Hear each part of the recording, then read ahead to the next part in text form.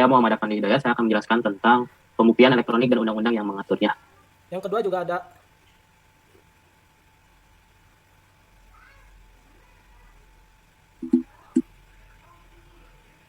Di mute, brother. Di mute, bro. Di mute, di mute, Anjir. coy. Sorry.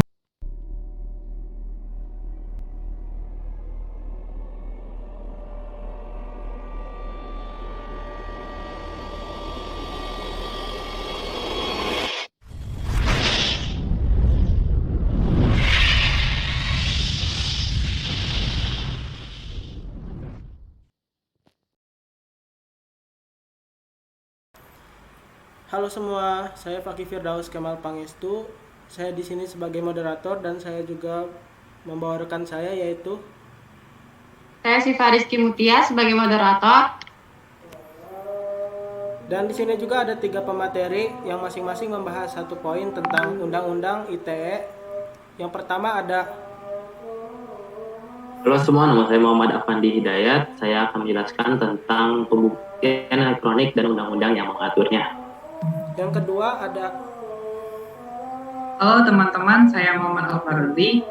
Pada kali ini saya akan sedikit menjelaskan tentang poin yang kedua, yaitu pengaturan tanda tangan digital di Indonesia. Yang terakhir ada.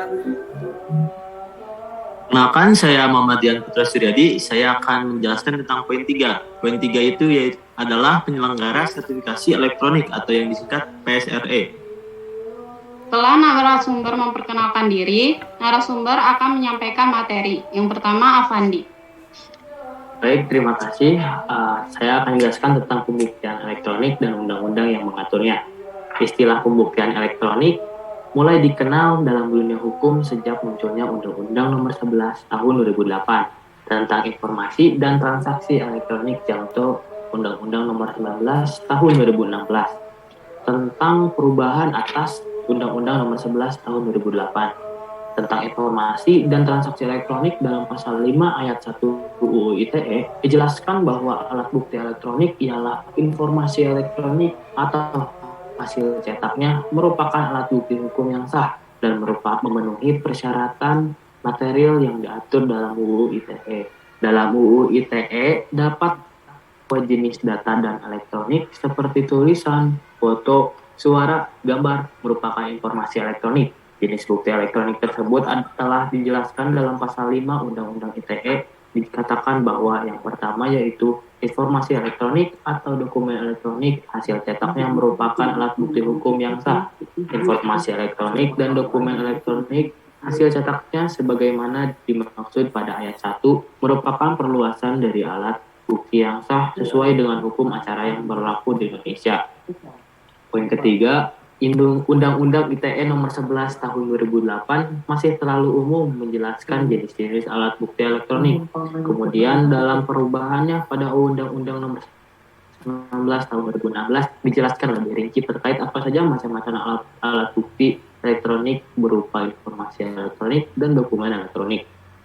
Yang dimaksud dari undang-undang di atas yaitu terdapat pada poin pertama adalah satu atau sekumpulan data elektronik termasuk tetapi tidak terbatas pada tulisan, suara, gambar, foto, atau sebuah data yang dapat dipahami oleh orang yang mampu memahaminya. Poin kedua menjelaskan tentang transaksi elektronik adalah perbuatan hukum yang dilakukan dengan menggunakan komputer, jaringan komputer, atau media elektronik lainnya.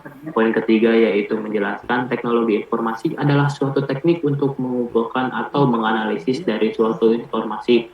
Secara yuridis, hukum pembuktian di Indonesia baik HIR maupun KUH Perdata belum mengkomodir dokumen elektronik sebagai alat bukti.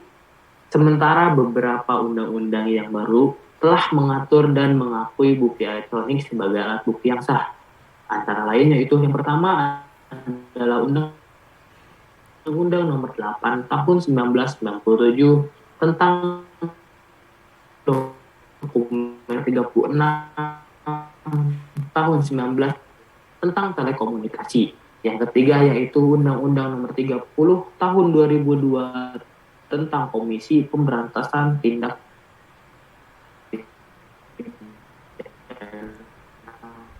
Korupsi. Itu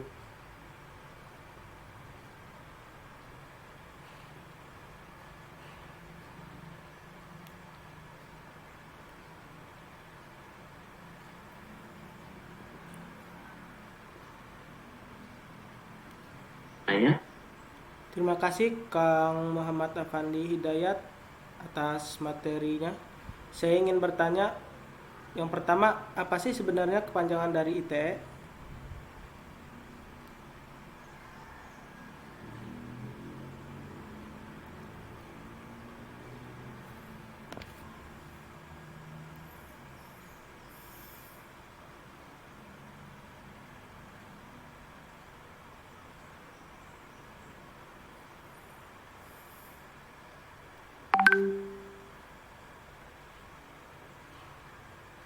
Baik, terima kasih.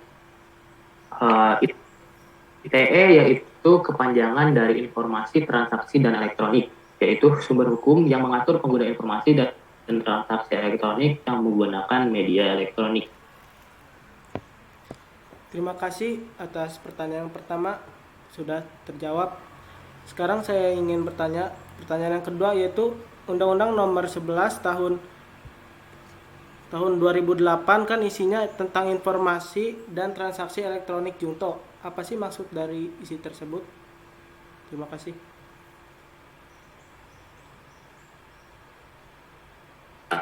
Baik, terima kasih. Ingin menjawab. Jawabannya yaitu suatu hukum yang mengatur setiap orang dengan sengaja dan tanpa hak atau melawan hukum, melakukan intersepsi atau penyadapan atau komputer dan sistem elektronik tertentu milik orang lain. Terima kasih. Ya, terima kasih sudah terjawab. Kesimpulannya, Undang-Undang Nomor 11 Tahun 2008 Junto, Undang-Undang Nomor 19 Tahun 2016 telah mengatur tentang bukti elektronik yang merupakan perluasan alat bukti yang sah sesuai dengan hukum acara yang telah berlaku di Indonesia, sehingga dapat digunakan sebagai alat bukti di muka persidangan. Kedudukan bukti elektronik pada perkara perdata di pengadilan agama terdapat multitafsir karena belum diatur secara tegas dalam hukum acara bukti elektronik. Hukum yang tumbuh dan berkembang dalam masyarakat, maka Undang-Undang ITE yang telah mengatur bukti elektronik adalah alat bukti yang sah dan dapat digunakan sebagai dasar untuk menjadikan bukti elektronik sebagai alat bukti yang sah di persidangan. Selanjutnya, materi kedua akan disampaikan oleh Al-Faroji. Baiklah, pada poin yang kedua, yaitu tentang pengaturan tanda tangan digital di Indonesia. Di mana tanda tangan digital ini telah tertera dalam Undang-Undang Nomor 11 Tahun 2008 tentang Informasi dan Transaksi Elektronik. Dalam Undang-Undang ITE, tanda tangan elektronik adalah tanda tangan yang terdiri atas informasi elektronik yang dilekatkan, terasosiasi, atau terkait dengan informasi elektronik lainnya yang digunakan sebagai alat verifikasi dan autentikasi. Ada dua macam bentuk tanda tangan elektronik, yaitu tanda tangan elektronik yang tersertifikasi dan tanda tangan elektronik yang tidak tersertifikasi.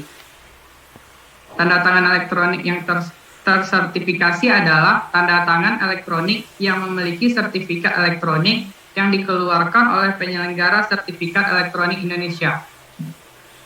Sedangkan tanda tangan elektronik tidak tersertifikasi adalah tanda tangan yang dibuat tanpa menggunakan jasa penyelenggara sertifikat elektronik Indonesia.